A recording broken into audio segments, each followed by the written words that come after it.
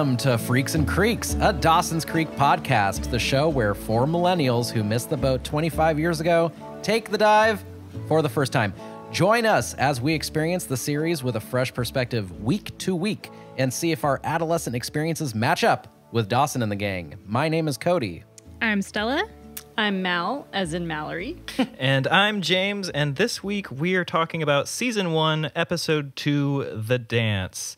Now, this episode aired on January 27th, 1998, and the synopsis for the episode is, it's the night of the school dance. Dawson reveals his feelings for Jen, Joey confronts Dawson's mom with what she has seen, and Pacey confronts his teacher over that kiss.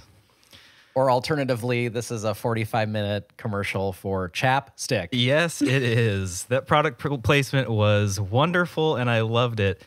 So before we get into the episode details itself and do the scene play-by-play, I just want to ask you all, how did this watch treat you? It's now our second episode of Dawson's Creek. We've now seen 2 episodes here. What did you all think? Without giving too much away, what was your experience? Stella, I'll go with you first. I loved it. Overall, I had a lot of fun. Yeah, I enjoyed watching it, and I'm really excited to keep going. I just want to know what happens next. Mallory? I loved it as well. There's so much to talk about. Just at the end, I was so excited about, what's going to happen next. And yeah, I mean, like overall, I think that there's such a noticeable difference from the pilot to this, not just in terms of like when they shot it or, what we just talked about, but I feel like the writing is stronger, the performances are stronger, and it just felt like there was such a better speed with all of the characters. And I, after we finished the pilot, I was like, oh geez, what did we get ourselves into? Because if we're going to get 128 episodes or so of this, I'm nervous. But after this, I was into it. Even though they doubled down on a lot of things that I wish they didn't double down on, there are a lot of really strong things about this that made me excited. Agreed. I mean, it was such a charged episode from start to finish. I mean, I guess we might as well go ahead and get into it. So, Cody, go ahead and kick us off with the very first scene. Yeah, sure. So we're jumping straight into Dawson's room, and after rewatching footage from their horror movie film shoot, Dawson gives Joey some flack for not kissing Pacey during an essential scene, and it opens the door a little bit for Dawson trying to kiss Jen and how that's going between them. Yeah, I mean, first and foremost, the little clip of the movie that they're watching confirms everything that we were talking about last week. This is a total hack film. Yeah. This movie sucks. I can't believe that this is what we are using. I mean, I guess I can if they're using this as our barometer for Dawson's filmmaking prowess. It only stands to reason that he is going to get to be much better by the time he gets out of this. But the shot, so it when it finally transitions to the bedroom, we see Dawson staring intently at what I initially thought was the back of Joey's head. And and it is revealed that is I guess a prop mannequin head that he is doing the makeup for. Yeah, it looked like the Polar Express kids. It's really terrifying. Great job with the prop department. Yeah. Yeah. Yeah, I mean, this mannequin head features quite predominantly through the rest of this episode, so I'm sure we're going to have a lot to say here. But the line that I liked about this scene, so this whole scene is, in my opinion, is like setting up the whole crux of this episode, right? It pays off on multiple levels throughout, but why don't you just pretend that you're kissing someone else? I mean, one of the biggest jumps I think in this, as I said, was the writing, and I love that we're getting a really strong allegory with the film that they're shooting that is coinciding with Dawson, and that is the theme of this episode. He is the monster that he is shooting, and something that kind of worried me with the first episode of Dawson being a gross, horny teen boy that's just like going after Jen, and it was kind of problematic that they're making him the protagonist. We're supposed to root for him, but he's kind of a gross dude. But now, like in the second episode, I love that they're actually kind of calling him out on that and saying like, oh, you do have this kind of Dr. Jekyll, Mr. Hyde relationship with the women that you're filming, and we're gonna see that go from start to finish of this episode, and they're really going to play it out, and I really liked that. I wondered, I don't think this is going to happen, but I thought it was interesting that the first and second episode both start with a clip from his movie, and I was kind of wondering like if each episode this season would start with a little clip from his movie, but it sounded like the film festival was coming up, so I kind of doubt that, but I thought that would be kind of fun. Yeah, maybe that's the way that we get to see Dawson's film, is just in little 30-second increments over the course of this season. I hope that we never get to watch the whole thing. I disagree. I want an entire 45-minute film. I'm worried for Dawson, the character, because this film is shit, and so it's not going to get into a festival. But something that just really grinds my gears, and it's confirmed later, and we see that this clip at the beginning of the characters walking towards the camera from the dock, and they're having this conversation.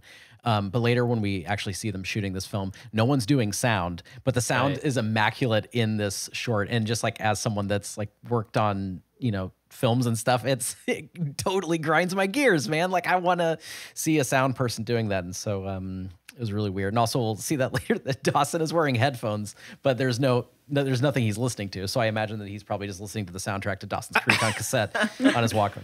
Yeah, and as we find out in a later scene, they're just shooting this on the parents' Handycam, right? So and we do see a couple shots of that in the first episode too, just using this camera. And to your point, Cody, where are the microphones? Because there's not an outboard microphone on that camera that I could see. So how are we getting the quality of audio that we are? I guess we're reading too deep into the filmmaking of Dawson's Creek, but it's just something that Stella I can't is nodding help. her head a little too intensely right now. But you know what? I'm going to say we got to talk about it because it's a part of Dawson's life. Okay. I'd like to start talking about why they are focusing so much on how much Joey hates Pacey. Is this mean down the line are Joey and Pacey going to have a thing? There's so much about how she thinks he's so repelling, and it's like very strong in this scene. Yeah. Well, I feel really bad for Joey. I mean, I think this entire show is just gonna be me feeling bad for Joey because every episode is knocking her over and over again. She loves Dawson. She wants to be with Dawson. It's not gonna happen, or is it? But this whole thing, I mean, like, Dawson is not a good friend. I wish I knew why she was so in love with him, because she does express, like, I really don't want to do this. Like, I'm sorry, Dawson, I'll star in your movie, but I do not want to kiss Pacey.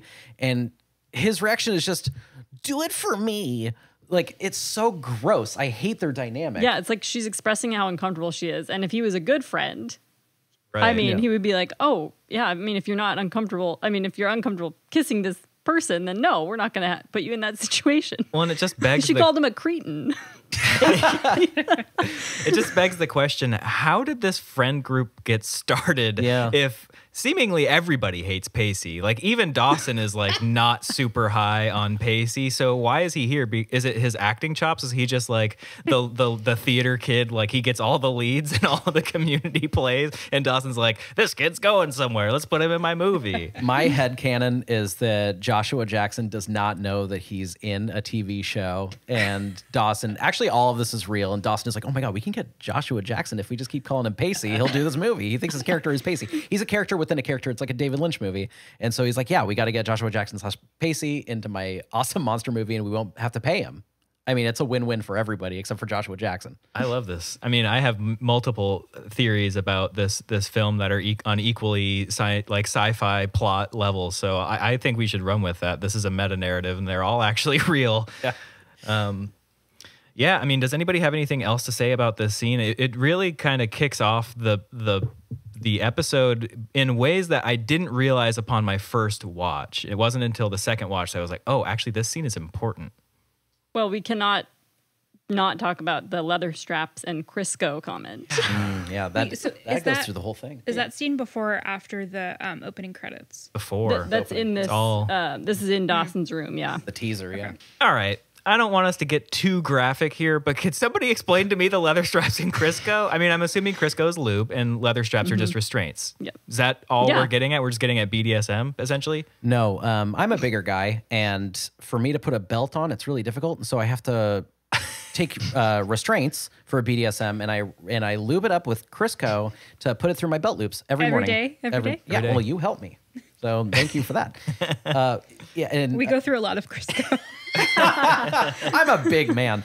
I just want to say too that the production design is so much better here because Dawson's Room, while still gross, they've made it a little less about movies and they kind of made it more of like a teen boy. And the coolest thing I've ever seen, and even from when I was a child, I thought this was so cool and I always wanted this, is that Dawson has a street sign. This is Dawson Street. Yeah, totally. And I thought that was so cool. If I was a kid watching that, I'd be like, oh my God, like I got to get Cody Street in here. It's so cool. It is really cool. Another favorite line that I wrote down was when Dawson showed Joey the model head, the mannequin head, and he said, "You give good lip." Oh my God, yes. Oh boy. Also, Yeah. you definitely have kissing lips. Lips, yeah. You give Yeah. good lip. So, I mean, this scene hits it hard from the start. We get the hypersexualized dialogue with the Crisco and the leather straps. We get this weird like tension. This scene really has it all laid out from the very beginning. You know, Dawson is complimenting Joey unknowingly, and she is taking it as if it's like leaving the door open for them. But man, that mannequin head is terrifying. I'm sorry, it is scary looking. I didn't like it.